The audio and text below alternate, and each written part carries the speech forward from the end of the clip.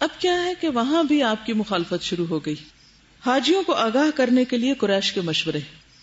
قریش اس پوری صورتحال کو تشویش کی نظر سے دیکھ رہے تھے، اور ابھی اس پر تھوڑا ہی عرصہ گزرا تھا کہ حج کا وقت آ گیا اور انہیں حاجیوں کے بارے میں تشویش نے آ گھیرا. چنانچہ ان کی ایک جماعت ولید بن مغیرہ کے پاس آئی. یہ ان میں عمر رسیدہ اور مرتبے کا آدمی تھا. اس نے کہا، دیکھو حج کا وقت آ گیا ہے، اب ہر طرف سے لوگ تمہارے پاس آئیں گے اور وہ تمہارے اس صاحب کا معاملہ سن ہی چکے ہیں، بات پہنچ چکی ہے، لہذا کوئی ایک رائے طے کر لو اور مختلف باتیں نہ کہنا ورنہ ایک دوسرے کو جھٹلا بیٹھو گے.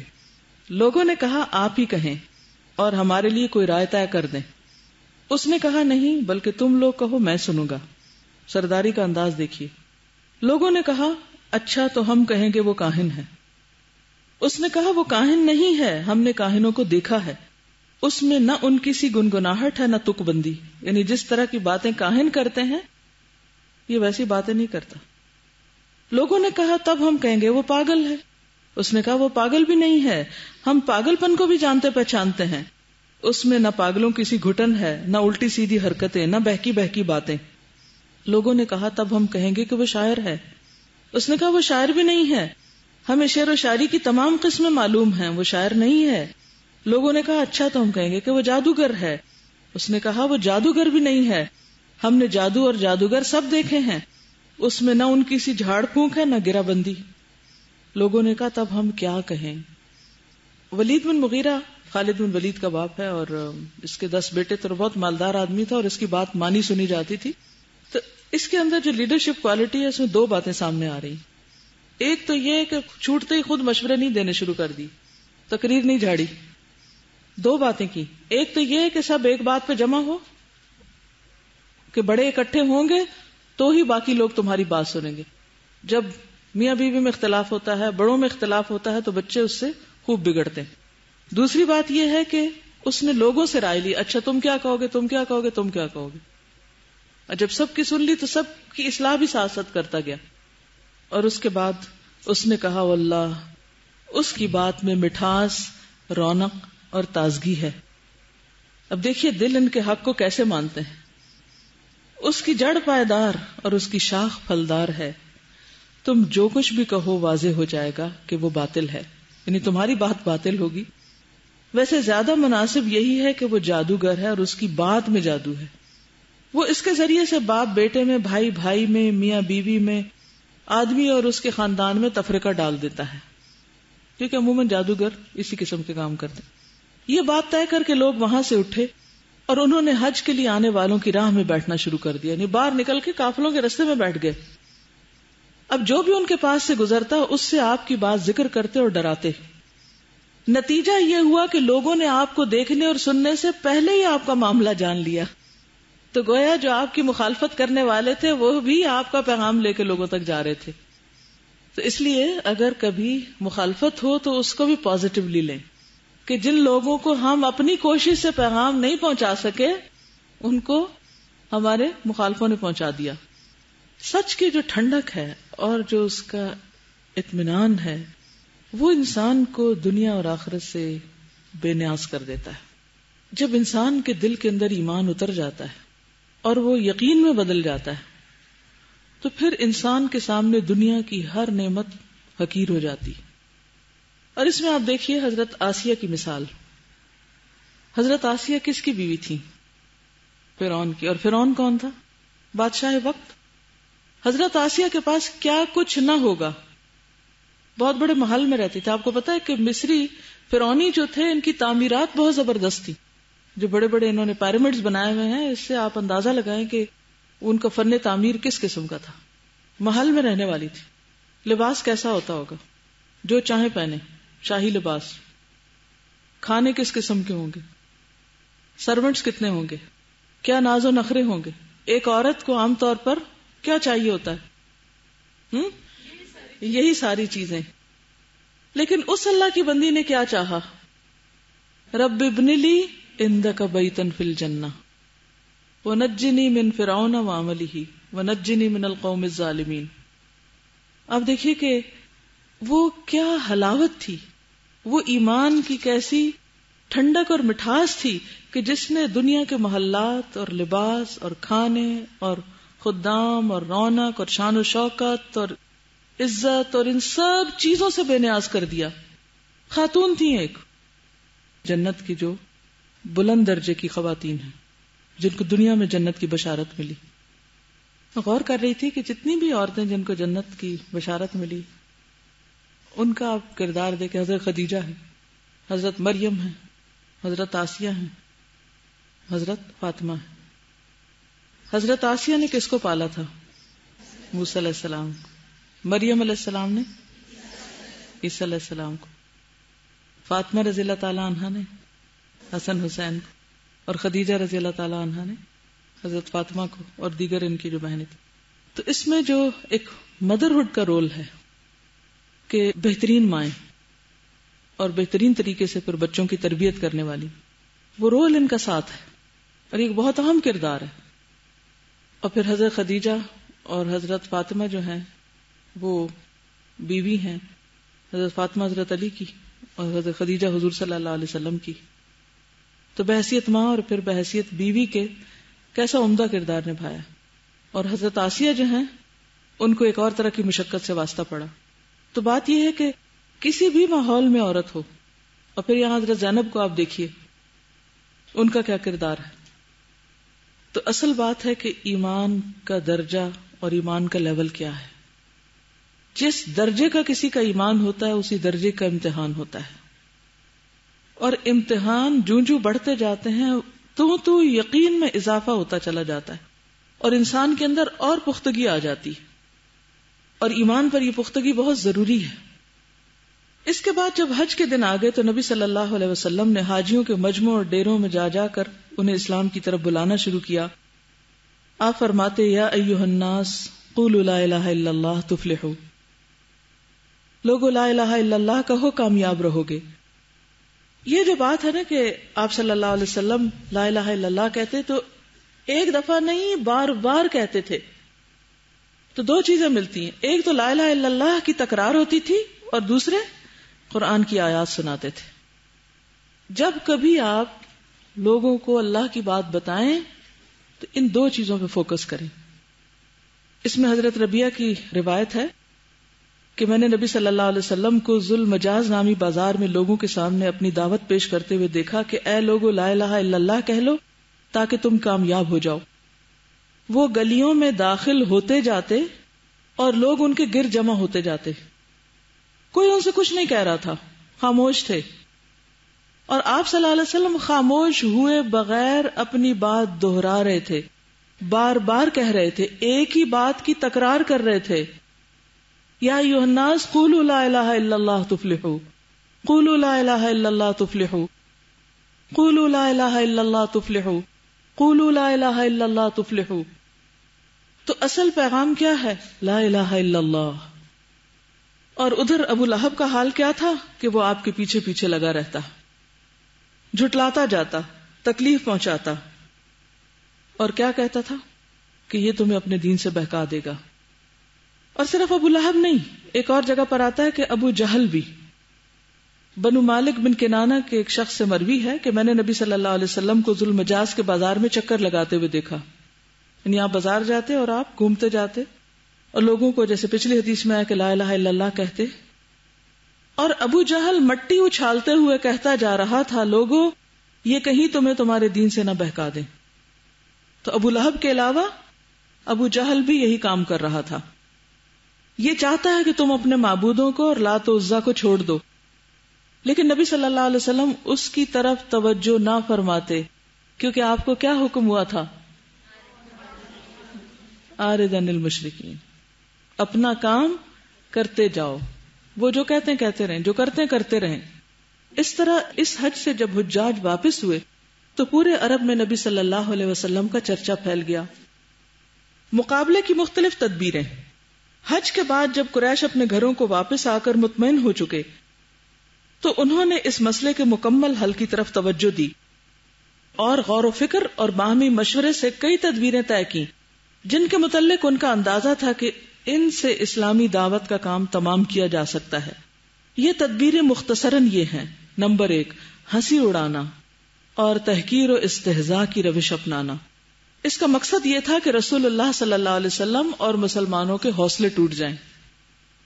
یہ ایک بڑا نیچرل سے ری ایکشن ہوتا ہے کہ آپ اگر کوئی بات کر رہے ہوں یا کوئی کام کرنے لگے اور کوئی آپ پہ ہنس پڑے تو آپ کیا کرتے ہیں؟ کام کو ادھر ہی چھوڑ دیتے ہیں۔ تو یہ بھی ایک حربہ ہوتا ہے کام چھڑانے کا۔ عموماً دیکھا جاتا ہے کہ بچے بات کرتے کرتے اگر کوئی ہنس پڑے تو ادھر ہی بات روک دیتے ہیں۔ چنانچہ وہ آپ صلی اللہ علیہ وسلم کے بارے میں کہتے اس پر جادو کر دیا گیا ہے، شاعر ہے، پاگل ہے، کاہن ہے، اس کے پاس شیطان آتا ہے، جادوگر ہے، جھوٹا ہے، گھڑنتیا ہے، بناوٹی ہے وغیرہ گھڑ کے باتیں پیش کی ہیں۔ جب آپ کو آتے جاتے دیکھتے تو غصے اور انتقام کی نظر سے یوں دیکھتے گویا کھا جائیں گے، اور حقارت آمیز لہجے میں کہتے یہی ہے جو تمہارے خداؤں پہ انگلی اٹھاتا ہے۔ کمزور صحابہ کو دیکھتے تو کہتے یہ لو تمہارے پاس زمین کے بادشاہ آ گئے، ارے یہی ہیں جن پر اللہ نے ہم سب کو چھوڑ کر احسان کر دیا، ان کا نقشہ اللہ نے یوں کھینچا ہے۔ مجرم ایمان لانے والوں کی ہنسی اڑاتے تھے، اور جب ان کے پاس سے گزرتے تو آنکھیں مارتے، اور جب وہ اپنے گھروں کو پلٹتے تو مزے لیتے ہوئے پلٹتے، اور جب انہیں دیکھتے تو کہتے کہ یہی گمراہ لوگ ہیں۔ سوچئے کبھی آپ کو اتفاق ہوا ہو کہ دین کی وجہ سے کوئی آپ کے بارے میں اشارے کر رہا ہو یا مذاق اڑا رہا ہو؟ کبھی ہوا کسی کے ساتھ؟ دعوت دی ہو دین کی تو ہو نا۔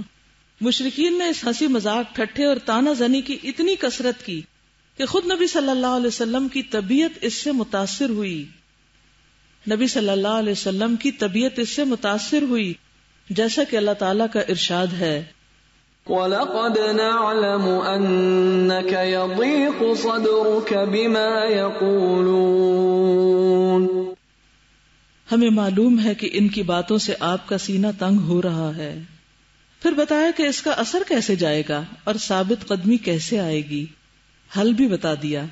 چنانچہ فرمایا تم اپنے پروردگار کی حمد کے ساتھ اس کی تسبیح کرو اور سجدہ کرنے والوں میں سے ہو جاؤ، اور اپنے رب کی عبادت کرتے رہو یہاں تک کہ موت آ جائے۔ اس سے پہلے آپ کو تسلی بھی دی گئی،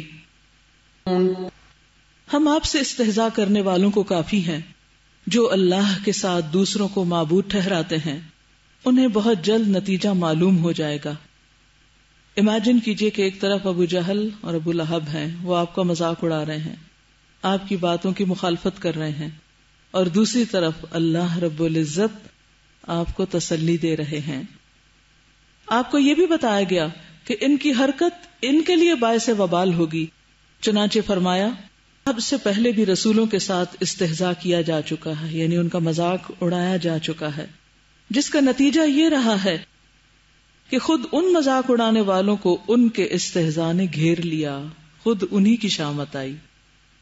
تو اگر اللہ کے راستے میں کبھی کوئی آپ کا مذاق اڑائے تو ان آیتوں کو آ کے پڑھ لیجئے۔ نمبر 2، لوگوں کو آپ صلی اللہ علیہ وسلم کی بات سننے سے روکنا، کہ بات ہی نہ سنیں۔ انہوں نے طے کیا کہ جب نبی صلی اللہ علیہ وسلم کو دیکھو کہ وہ لوگوں کے درمیان دعوت و تبلیغ کے لیے کھڑے ہیں تو خوب شور مچاؤ اور لوگوں کو وہاں سے بھگا دو تاکہ انہیں اپنی بات بیان کرنے کا موقع ہی نہ مل سکے۔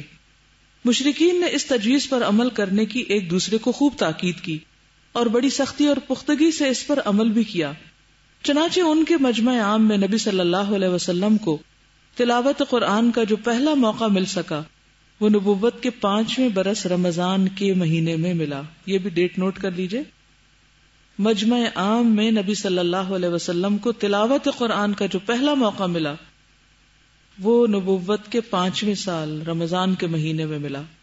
اس موقع پر آپ نے سورۃ نجم کی تلاوت فرمائی۔ معاملہ اس قدر سخت تھا کہ نبی صلی اللہ علیہ وسلم جب نماز میں قرآن کی تلاوت فرماتے اور یہ تلاوت زیادہ تر رات کو تہجد کی نماز میں ہوا کرتی تو یہ لوگ قرآن کو، اس کے اتارنے والے کو اور اسے لانے والے کو گالیاں دیتے۔ چنانچہ اللہ نے حکم دیا وَلَا تَجْهَرْ بِصَلَاتِكَ وَلَا تُخَافِتْ بِهَا وَابْتَغِ بَيْنَ ذَلِكَ سَبِيلًا۔ اپنی نماز نہ بہت اونچی آواز سے پڑھو نہ بالکل دھیمی آواز سے، بلکہ بیچ کا راستہ اپناؤ۔ یعنی یہ سن کے اگر گالیاں دیتے ہیں تو آپ اپنی آواز کو دھیما کر لیں، اسی تدبیر کا ایک حصہ یہ تھا کہ نضر بن حارث ہیرا گیا، ہیرا عراق کا علاقہ ہے، اور شام گیا، اور وہاں سے لوگ کہانیاں دارا و سکندر اور رستم اور اسفندیار کے قصے سیکھ کر آیا، اور جہاں مجلس جمتی داستان شروع کر دیتا اور لوگوں کو موقع ہی نہ دیتا کہ وہ نبی صلی اللہ علیہ وسلم کی بات سن سکیں۔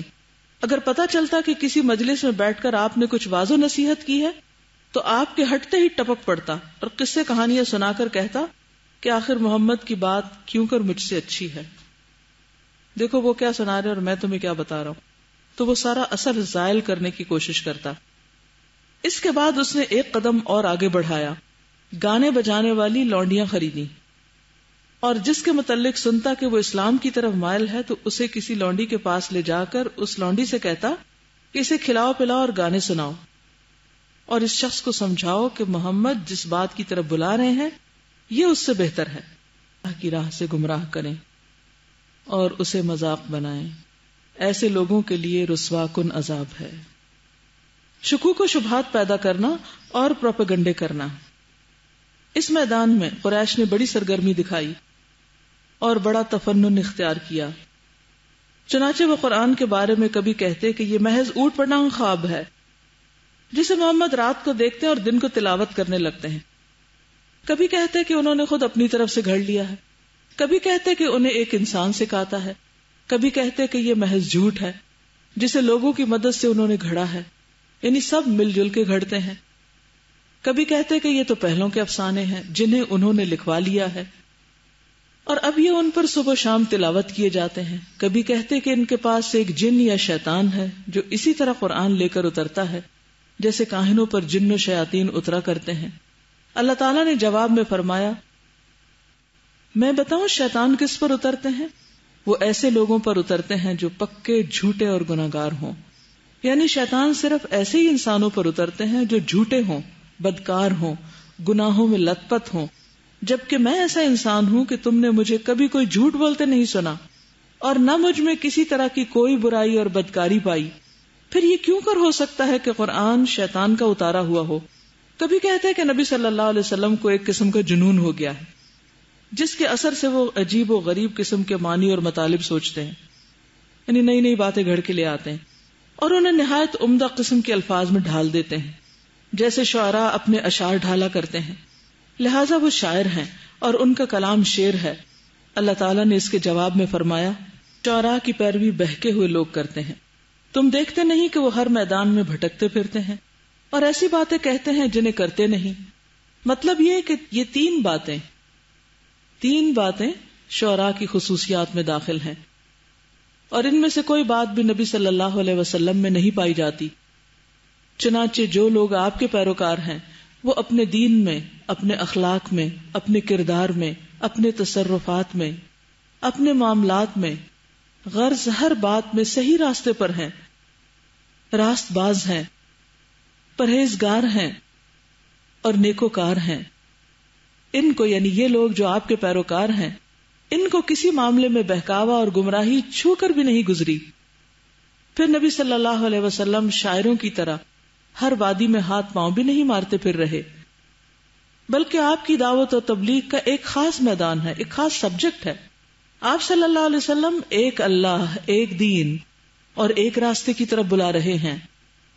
اس کے علاوہ آپ وہی بات کہتے ہیں جسے کرتے بھی ہیں اور وہی کام کرتے ہیں جسے کہتے بھی ہیں، یعنی آپ کے قول و فعل میں کوئی تضاد نہیں۔ لہٰذا آپ کو شعر و شاعری سے کیا نسبت اور شعر و شاعری کو آپ سے کیا نسبت؟ پھر بحث اور کٹ حجتی، یعنی لوگ مختلف طریقے اختیار کر رہے تھے مخالفت کے۔ مشرکین کو تین باتوں پر بہت اچنبھا حیرانگی تھی، اور در حقیقت یہی تین باتیں ان کے اور مسلمانوں کے درمیان دینی اختلاف کی جڑ تھیں، ایک توحید، دوسری رسالت اور تیسری موت کے بعد اٹھایا جانا۔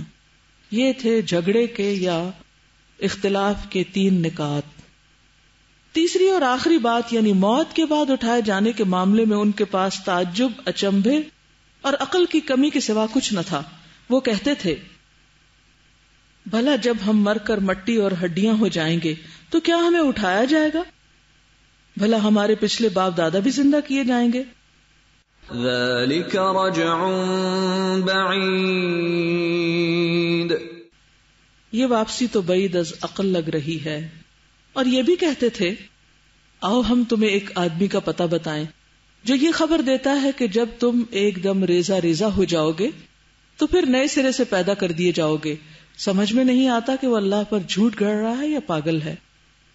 ان کے ایک کہنے والے نے یہ بھی کہا اموت ثم بعث ثم حشر حدیث خرافت یا ام عمرو، کیا موت آئے گی پھر اٹھائے جائیں گے پھر حشر ہوگا؟ اے ام عمرو، یہ تو خرافات ہیں. حالانکہ نبی صلی اللہ علیہ وسلم نے کس احسن طریقے سے زندگی، موت اور موت کے بعد اٹھائے جانے کو نیند اور نیند کے بعد جاگنے اور حساب دینے سے تعبیر کیا کہ ہر روز جیسے سو کے اٹھ جاتے ہیں تو اسی طرح مرنے کے بعد بھی اٹھ جائیں گے. اور اگر آج پیدا ہوئے ہیں، یہ دنیا میں موجود ہیں، تو کل دوبارہ بھی موجود ہو سکتے ہیں. تو سمجھنے میں کچھ مشکل تو نہ تھی، لیکن ان لوگوں نے اسے اپنی کم عقلی کی وجہ سے مشکل بنا دیا. اللہ نے ان باتوں کا کئی طرح جواب دیا ہے. خلاصہ جواب یہ ہے کہ تم دیکھتے ہو دنیا میں ظالم اپنے ظلم کی سزا پائے بغیر اور مظلوم ظالم سے اپنا حق وصول کیے بغیر گزر جاتا ہے. اسی طرح احسان کرنے والا نیکوکار اپنے احسان اور نیکی کا بدلہ پانے سے پہلے اور برائی کرنے والا بد کردار اپنی برائی اور بدکاری کی سزا پانے سے پہلے مر جاتا ہے. اب اگر موت کے بعد کوئی ایسا دن نہ ہو جس میں لوگوں کو زندہ کر کے ظالم سے مظلوم کا بدلہ لیا جائے اور احسان کرنے والے نیکوکار کو انعام اور فاجر و بدکار کو سزا دی جائے، تو پھر دونوں طرح کے لوگ برابر ٹھہرے، دونوں میں کوئی فرق نہ ہوا، بلکہ ظالم اور بد کردار تو مظلوم اور محسن و پرہیزگار کے مقابلے میں خوش قسمت ٹھہرا کہ دنیا میں اسے کوئی سزا نہ ملی. حالانکہ یہ بات قطعاً نامعقول ہے، عدل و انصاف سے اسے کوئی واسطہ نہیں، اور اللہ سبحانہ و تعالی کے بارے میں یہ سوچا بھی نہیں جا سکتا کہ وہ اپنی خلقت کا نظام ایسی اندھیر نگری اور ظلم و فساد والا بنائے رکھے گا. اسی لیے اس نے فرمایا، دوسری جگہ فرمایا، کیا ہم ایمان لانے والوں اور نیک عمل کرنے والوں کو زمین میں فساد مچانے والوں جیسا ٹھہرائیں گے؟ کیا ہم پرہیزگاروں کو بدکاروں جیسا قرار دیں گے؟ نیز فرمایا، جن لوگوں نے برائیاں کما رکھی ہیں کیا وہ سمجھتے ہیں کہ ہم انہیں ایمان لانے والوں اور نیک اعمال کرنے والوں جیسا ٹھہرائیں گے کہ ان سب کا جینا مرنا یکساں ہوگا؟ یعنی اچھا کرنے والوں کو اچھا بدلہ اور برا کرنے والوں کو برا بدلہ نہ دیا جائے گا. برا فیصلہ ہے جو یہ لوگ کرتے ہیں. یعنی اگر ایسا ہو تو یہ ظلم و زیادتی ہے کہ اچھا برا کرنے والے سب ایک جگہ ہو جائیں. جہاں تک عقلی استبعاد کا معاملہ، استبعاد ہوتا بعید یعنی ذہنی بعد کا معاملہ ہے، تو اللہ نے اس کی یوں تردید فرمائی، زمین کو پیدا کیا اور انہیں پیدا کر کے نہیں تھکا، وہ اس پر بھی قادر ہے کہ مردوں کو زندہ کر دے. کیوں نہیں؟ یقیناً وہ ہر چیز پر قدرت رکھتا ہے. یہ بھی فرمایا، وَلَقَدْ عَلِمْتُمُ النَّشْأَةَ الْأُولَى فَلَوْلَا تَذَكَّرُونَ. تم پہلی بار کی پیدائش کو تو جانتے ہی ہو، پھر بات کیوں نہیں سمجھتے؟ اور بتایا کہ دیکھو، ہم نے جس طرح پہلی بار شروع میں پیدا کیا تھا اسی طرح دوبارہ پلٹا کر بھی پیدا کریں گے. ہمارے ذمے یہ وعدہ ہے اور ہم اسے کر کے رہیں گے. اللہ نے یہ بھی یاد دلا دیا کہ یہ بات تمہارے عام مشاہدے میں ہے کہ کسی کام کو دوبارہ کرنا پہلی بار سے زیادہ سہل ہوتا ہے. اور پوچھا، اس آسمان و زمین، درخت اور پودوں اور ساری کائنات کو پہلی بار پیدا کر کے کیا ہم تھک گئے ہیں کہ دوبارہ پیدا نہیں کر سکتے؟ بلکہ حقیقت صرف اتنی ہے کہ وہ نئی پیدائش کے سلسلے میں شک کا شکار ہیں. بات ان پر مل جل گئی ہے. تو یہ ساری آیات کس بات کی دلیل ہیں؟ کہ مرنے کے بعد انسان بھی دوبارہ پیدا کیا جا سکتا ہے اور باقی چیزوں کو بھی پیدا کرنا اللہ کے لیے کچھ مشکل نہیں، اور اللہ نے انسان سے زیادہ بڑی چیزیں بھی پیدا کی ہیں، تو انسان کو دوبارہ بنانا آخر اس کے لیے کیوں مشکل ہو. تو قرآن مجید میں بے شمار ایسے دلائل ہیں جو ان کے ان شکوک و شبہات اور کنفیوژنز کا جواب تھے. اور ان کو مسلسل جواب دیے جا رہے تھے. اس لیے جو جو لوگ باشعور تھے وہ ایمان لاتے گئے، اور جو لوگ ضد اور ہٹ دھرمی کا شکار تھے وہ لوگ پیچھے رہ گئے. اور آج بھی طریقہ یہی ہے، سنت یہی ہے کہ لوگوں کو سب سے پہلے اللہ، رسول اور آخرت سے جوڑا جائے، یعنی ان کے بارے میں کانسیپٹس کلیئر کیے جائیں، عقیدہ مضبوط ہو، بنیادیں مضبوط ہو. جب یہ مضبوط ہو جائے گی پھر سارے احکام ماننا آسان ہو جائے گا. لیکن ہم چونکہ پیدائشی مسلمان ہوتے ہیں اور ہم بس سنی سنائی باتوں کو ایز اٹ از لے لیتے ہیں، سوچتے سمجھتے نہیں، اور پھر اس پر ہم جو ہی بڑے ہوتے ہیں ہوش آتی ہے تو بہت سارے احکامات ہمیں سننے کو مل جاتے ہیں، پھر کسی پہ عمل کرتے ہیں، کسی کو چھوڑ دیتے ہیں. تو کھوکھلی بنیادوں کے ساتھ پھر انسان کے عمل میں بھی پختگی نہیں ہوتی. تو جن لوگوں نے واقعی سوچ سمجھ کے دین قبول کیا تھا، پھر وہ صرف ایمان نہیں لائے، ان کا ایمان یقین میں بھی بدلا، اور انہوں نے پھر اس راستے میں ہر طرح کی تکلیفیں اٹھائیں. تو آئندہ ابواب میں آپ یہ بھی دیکھیں گے کہ نبی صلی اللہ علیہ وسلم کے علاوہ باقی لوگوں کو اس راستے میں کیسی کیسی تکلیفات سے گزرنا پڑا. صرف ہنسی مذاق ہی نہیں تھا، جسمانی اذیتوں سے بھی گزرنا پڑا، اور اس میں خصوصی طور پر کچھ صحابہ کے نام آتے ہیں. انشاءاللہ پھر دیکھیں گے. آج کے لیے اتنا ہی کافی. اگر آپ میں سے کوئی کچھ کہنا چاہے، موسٹ ویلکم. مجھے آج کے لیسن سے بالکل ایسا لگ رہا تھا کہ جیسے بہت زیادہ دھوپ ہو نا، بہت تیز دھوپ ہو، اور اس میں کہیں چل کے جا رہے ہوں، تو مختلف قسم کے لوگ اگر اس گروپ میں ہوں، جو فوکسڈ ہوگا نا اپنے سفر کی منزل پر کہ اس نے جانا کہاں ہے، تو اس کی نظر اتنی دھوپ پر نہیں ہوگی. لیکن جن کو منزل کا اتنا کوئی شوق نہ ہو، یقین نہ ہو، وہ بار بار کہیں گے گرمی کتنی ہے، پسینہ کتنا آ رہا ہے. پسینہ اس کو بھی آ رہا ہے جس کو یقین ہے، لیکن فرق فوکس میں ہوتا ہے. مجھے فیل یہ ہو رہا ہے کہ جو کچھ بھی مخالفت ہوتی ہے وہ بھی تیز دھوپ اور گرمی کی طرح ہوتی ہے. جو انسان کو، چونکہ انسان ہے نا، اس کو گرمی لگتی ہے جب گرمی ہوتی ہے تو، لیکن وہ اس کو اگنور کر سکتا ہے. اور وہی جتنا زیادہ اس کو اپنے منزل اور مقصد کا یقین ہوگا نا، اتنا زیادہ اس کے لیے ان چیزوں کو اگنور کرنا اور ان کے بیچ میں سے گزر جانا اس کے لیے آسان ہوگا.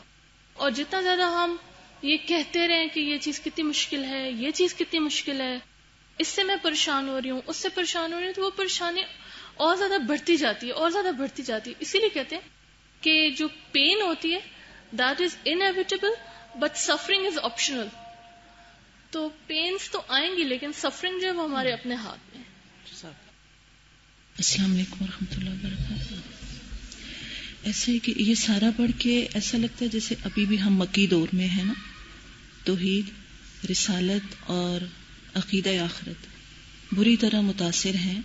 نہ توحید اپنے مقام پہ ہے، نہ رسالت کو ہم وہ مقام دے رہے ہیں، نہ سنت اس طرح ہماری زندگیوں میں ہے، اور نہ ہی آخرت کے بارے میں ہم سنجیدہ ہیں. گو کہ ہم الفاظ میں انکار نہیں کر رہے لیکن عمل میں انکار کر رہے ہیں. تو کام کا میدان ویسے ہی ہے جیسا کہ اللہ کے رسول صلی اللہ علیہ وسلم پر وہ ٹائم تھا، اور مخالفتیں بھی ویسے ہی برداشت کرنی پڑیں گی. ہمیں پلاننگ کی ضرورت ہے کہ آپ کس طرح سٹیپ بائی سٹیپ مختلف مواقع کو دیکھ کر اپنے لیے تبلیغ کے جو ہے وہ پلاننگ کر رہے ہیں، اور لوگوں کو دیکھتے ہیں کہ کہاں پر لوگ زیادہ ہیں، مخالفت پہ توجہ نہیں دیتے. تو ہمارے پاس یہ پلاننگ ہونی چاہیے کہ پورے سال کے اندر ہمارے پاس وہ کون سے مواقع ہوتے ہیں جب ہم اس پیغام کو پہنچا سکتے ہیں، وہ کون کون سی جگہ ہیں جہاں جا کر ہم یہ بات کر سکتے ہیں. صرف سن لینا اور سننے کے بعد پھر پلاننگ کوئی نہ کرنا، اور آپ کے اتنے اچھے پھیلائے ہوئے کام کو جو آپ نے ایک بندے سے شروع کیا تھا آج ہم نے اپنے ہاتھوں سے خراب کیا ہے نا. تو اب یہ ہماری ہی ذمہ داری ہے کہ ہم اس کو دوبارہ سے درست کریں، اور اس کے لیے کام ہونا چاہیے. پہلے پلاننگ، اور وہ پلاننگ ہم سب کو کر لینی چاہیے. جس نے آج نہیں کی اس نے گویا عمل ہی نہیں کیا. السلام علیکم. دعائے شافی میں ہم نے پڑھا تھا نا کہ تقرب الی اللہ کی طرف کچھ قدم اٹھتے ہیں اور کچھ قدم جو ہیں وہ شیطان کے راستے میں ہوتے ہیں. تو ابو لہب بھی وہی دوپہر کی دھوپ برداشت کرتا تھا، لیکن اس کا انجام ٹوٹے ہوئے ہاتھ. اور نبی پاک صلی اللہ علیہ وسلم بھی وہی صبح سے لے کے دوپہر کرتے تھے، اور ان کو جس مقام پہ پہنچایا گیا وہ مکہ میں تھا. اور دوسری چیز یہ کہ اللہ سبحانہ تعالیٰ نے جب کام لینا ہوتا ہے تو مشرکین سے بھی لے لیتا ہے. حج کے زمانے میں جو جس طرح سے مشرکین نے پہنچائی اتنی مسلمانوں نے نہیں پہنچائی، لیکن ہر جگہ تک بات پہنچ گئی. تو خوش قسمت ہے وہ جس سے اللہ تعالیٰ اپنا کام لے. اصل بات تو یہ نا کہ اگر ہم نہیں کریں گے تو پیغام تو کسی نہ کسی طریقے سے پہنچ ہی جائے گا، لیکن ہمارا حصہ کیا ہے؟ بالکل. شکریہ. اوکے. سبحانک اللہم و بحمدک نشہد ان لا الہ الا انت نستغفرک و نتوب الیک. السلام علیکم و رحمۃ اللہ وبرکاتہ.